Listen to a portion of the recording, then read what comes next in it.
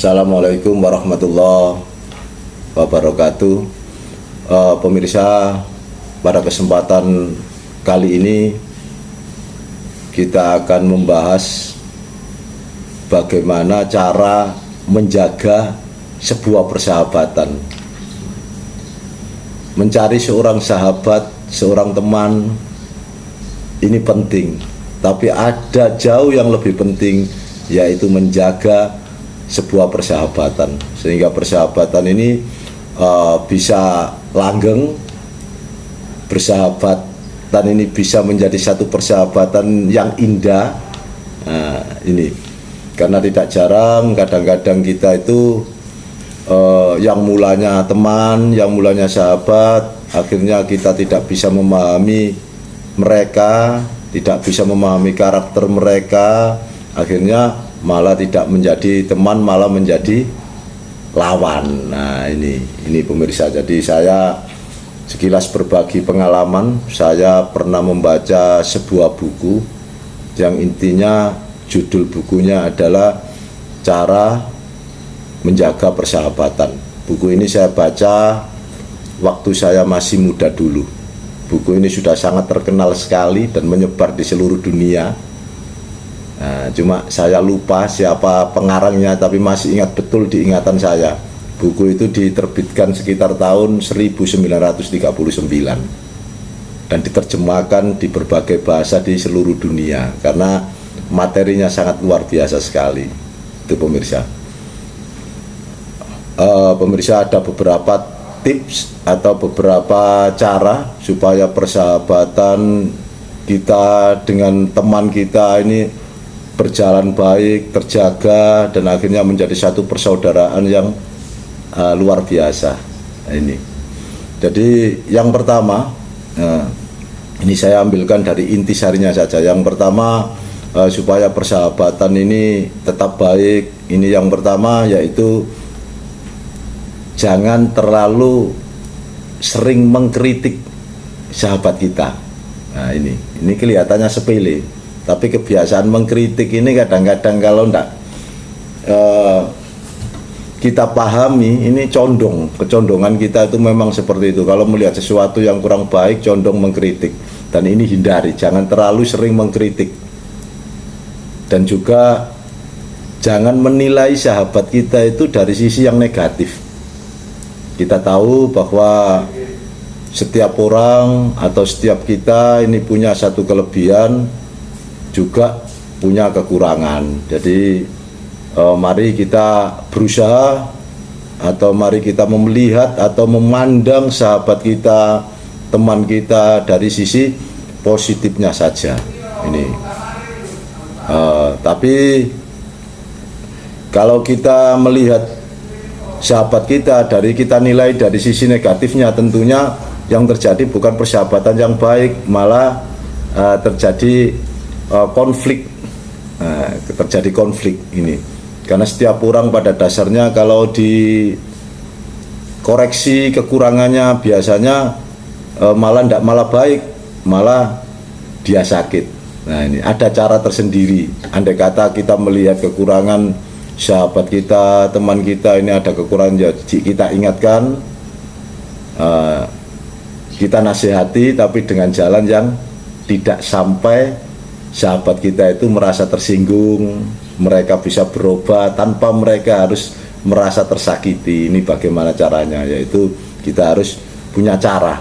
Nah ini pemirsa, jadi itu yang pertama, jangan terlalu mengkritisi hal-hal negatif pada diri sahabat kita, dan jangan menilai yang negatif pada sahabat kita. Ini insya Allah tip ini bisa menjaga, salah satu bisa menjaga persahabatan ini tetap baik.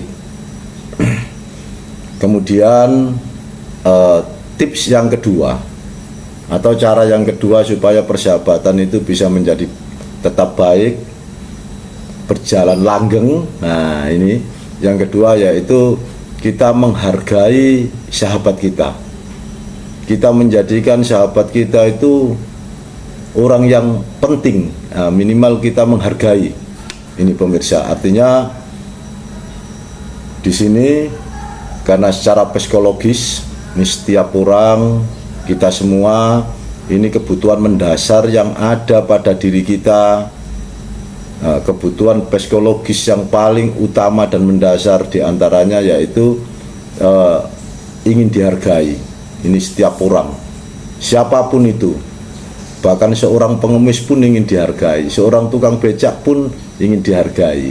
Ini karena kebutuhan mendasar. Kalau tidak percaya, coba saja seorang pengemis atau tukang becak jenengan sampai rendahkan, tidak dihargai, nanti dia pasti akan marah-marah. Ini adalah kebutuhan jiwa setiap orang, lebih-lebih orang yang dalam status sosialnya itu di atas. Itu biasanya seperti itu. Kita harus pahami psikologis ini. Jadi kita harus menghargai teman kita. Setiap orang ingin itu pada dasarnya. Ini kenapa? Kalau kita kaji, setiap orang ini pasti punya satu pengalaman dan pengetahuan yang berbeda-beda. Ini pemirsa. Dan setiap orang ini pasti pandai. Nah, saya ini pernah satu teori dan juga ini saya praktekkan bahwa semua orang itu pandai dan berkemampuan. Nah, coba saja kita pura-pura bodoh, kemudian kita datangi salah seorang yang tidak kita kenal, kemudian kita coba bertanya, kita pura-pura bodoh. Tentunya mereka akan mengeluarkan pengalaman-pengalamannya, juga ilmu-ilmunya. Itu ini pernah saya terapkan beberapa kali sehingga bisa kita simpulkan, yaitu bahwa setiap orang itu ingin merasa dihargai, dan setiap orang ini punya satu kemampuan ingin diakui. Jadi pengetahuannya, pengalamannya ingin diakui. Coba saja. Nah, ini ya, coba saja. Tapi kita harus berpura-pura kita bodoh, berpura-pura kita tidak paham. Nanti mereka akan bercerita panjang lebar ini.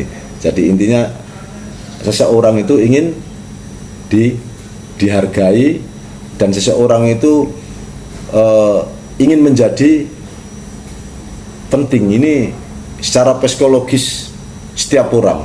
Jadi kalau mereka punya ilmu, punya pengalaman, kemudian dia menyampaikan pengalamannya dan kita mendengarkan dengan baik, maka di situ mereka akan puas. Nah, ini makanya penting sekali kita untuk saling menjaga, menghormati. Makanya ada satu filsafat, kalau ingin dihargai orang, ya kita hargai dulu mereka. Nah, sehingga hidup itu saling menjaga, menghargai, itu sangat penting. Dan hindari perdebatan. Nah, perdebatan hal-hal yang kecil, hal-hal yang kurang mungkin ada manfaatnya, karena perdebatan ini sangat rawan sekali. Biasanya akan menimbulkan satu keretaan atau konflik secara emosional. Ini, jadi hindari itu, hindari semaksimal mungkin. Kalaupun musyawarah, ya musyawarah ya dengan jalan yang santun, dengan etika, dengan kasih sayang, dengan satu niat mencari solusi. Kalau perdebatan ujung-ujungnya ya pertengkaran, biasanya yang terjadi seperti itu. Jadi, dan di dalam menghormati, menjadikan seseorang itu berharga, sahabat kita berharga, kita harus juga bisa mengalah. Ini ya. Jadi satu, kita harus bisa mengalah. Mengalah di sini bukan berarti kalah. Ini saya pernah mengingat satu materi yang ada di dalam sebuah buku yang saya baca, yaitu buku bagaimana cara menjaga persahabatan. Itu diceritakan sang raja Yudhistira dalam masa pembuangannya. Ini dalam masa pembuangannya di kisah Mahabharata, Pendawa ini dibuang selama 12 tahun. Di dalam masa pembuangannya, si Raja Yudhistira ini menyembunyikan dirinya supaya tidak diketahui pihak Kurawa ini di salah satu kerajaan di sekitarnya. Nah, Raja Yudhistira ini menemani sang raja setiap hari ini, yang mana kegemaran sang raja itu bermain catur. Kalau sekarang bermain catur atau sekap. Nah, dalam permainan itu setiap sore nyantai sambil bermain catur, tapi Raja Yudhistira ini selalu mengalah. Jadi selama permainan catur bertahun-tahun itu ya sang raja itu dimenangkan. Padahal seandainya Raja Yudhistira ini mau mengalahkan itu dengan mudah. Nah, sebetulnya bisa dan dengan mudah. Akan tetapi tidak Raja Yudhistira lakukan. Karena apa? Untuk menjaga kehormatan perasaan sahabatnya itu. Jadi biarkan sahabatnya ini tetap menjadi sang juara ini. Nah, ini ceritanya seperti itu. Dan akhirnya apa? Sehingga persahabatan antara si raja dan Yudhistira ini berjalan bertahun-tahun sangat baik seperti saudara. Dan akhirnya ketika pada masa yang ditentukan, yaitu terjadinya satu perang Mahabharata. Nah, ini si raja ini membela mati-matian Raja Yudhistira ini untuk merebut kembali kerajaan Hastinapura ini. Jadi dengan perilaku kita yang baik, kita bisa menghormati sahabat. Akhirnya persahabatan ini berbuah atau bermanfaat. Nah, itu pemirsa, makanya mencari sahabat ini penting. Menjaga persahabatan jauh lebih penting. Nah, pemirsa, di antara kunci sukses, di antara kunci sukses yang pernah saya baca dalam sebuah buku, nah ini di antaranya yaitu perbanyak relasi, perbanyak sahabat, perbanyak teman.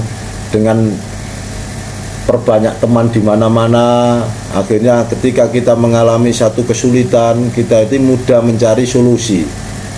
Nah, ini konsepnya, perbanyak teman. Karena bahasa orang Jawa, banyak teman banyak rezeki. Kemudian yang kedua, kunci sukses adalah menjaga nama baik atau menjaga citra kita. Artinya apa? Kita menjaga dengan siapapun, kita menjaga terkesan baik, dengan siapapun kita jalin hubungan baik, sehingga mereka di sana-sana menyuarakan kita baik. Dan ini menambah satu kepercayaan. Ini satu, di samping banyak teman, kita menjaga citra persahabatan itu tetap baik.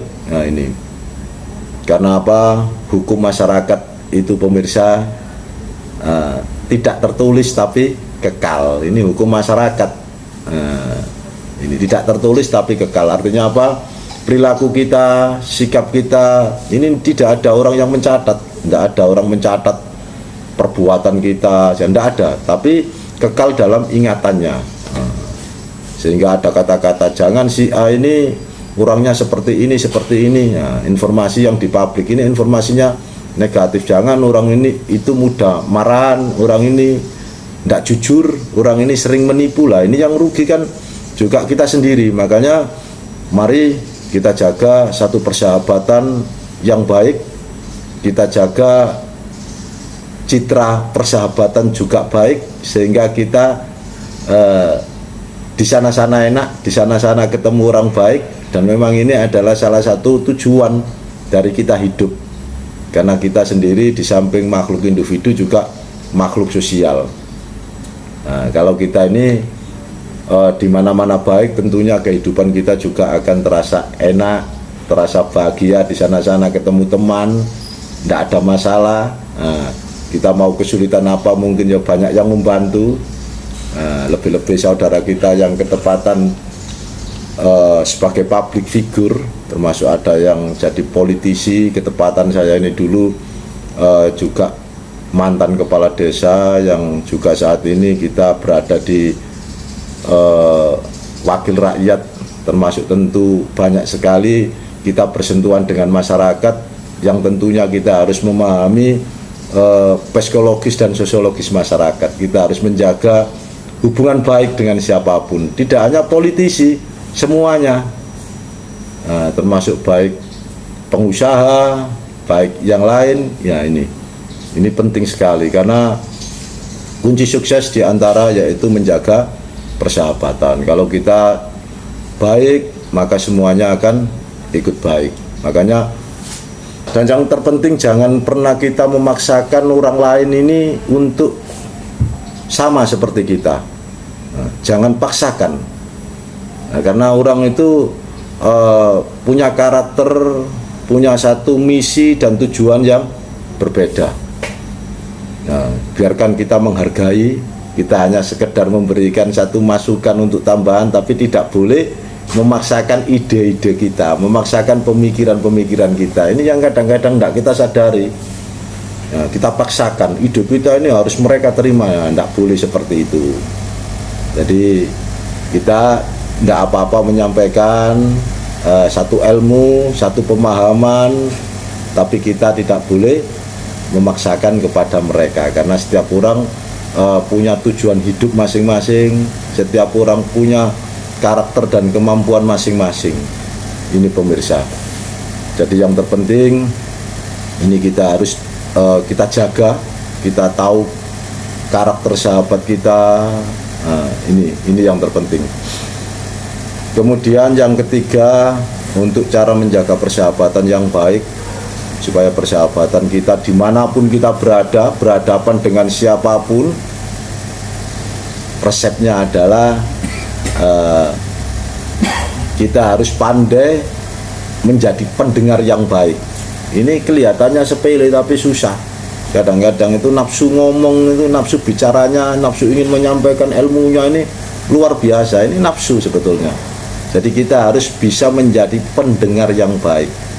Ada satu peribahasa, orang yang bijak itu orang yang bisa menjadi pendengar yang baik. Biarkan sahabat kita, biarkan orang lain bercerita tentang pengalamannya, tentang ilmunya, dan kita berusaha menjadi pendengar yang baik. Nah, ini.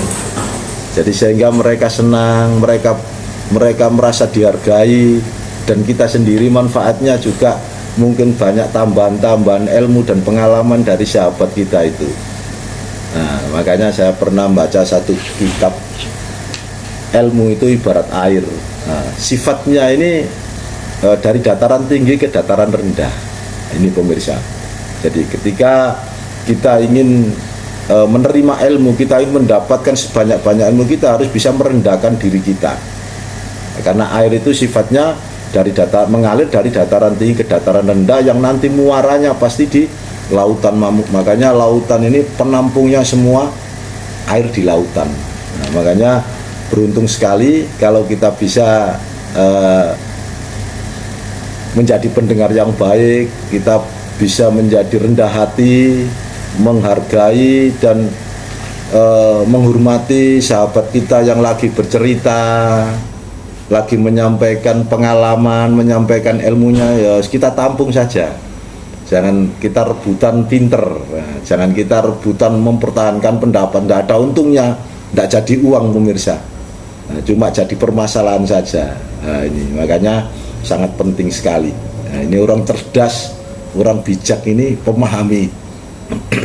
memahami ini dan tidak akan membuang energinya dengan sia-sia, tidak ada untungnya. Nah, makanya ketika sahabat kita bercerita tentang pengalaman, tentang ilmunya, yuk kita dengarkan saja. Kita dengarkan saja, siapa tahu di situ banyak yang belum kita ketahui. Dan lagi pula yang kedua, sahabat kita itu merasa kita hargai.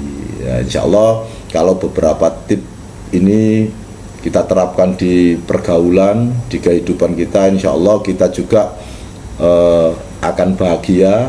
Sahabat kita juga akan senang. Itulah yang dinamakan rahmatan lil alamin. Di mana-mana kita menebar kedamaian, ketenangan, kebahagiaan kepada sahabat-sahabat kita.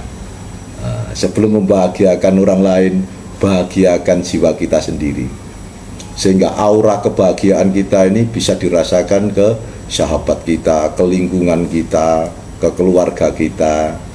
Jauhkan hati kita dari prasangka-prasangka yang buruk, pemikiran-pemikiran yang negatif. Ini Nah, mari kita bahagiakan diri kita. Kalau tidak dimulai dari sekarang, kapan lagi? Mumpung Allah masih memberikan kita kesempatan hidup. Nah, mudah-mudahan kita semua menjadi orang yang selalu bahagia, selalu sukses, selalu sehat, dan rahmatan lil alamin. Salam persaudaraan. Assalamualaikum warahmatullahi wabarakatuh.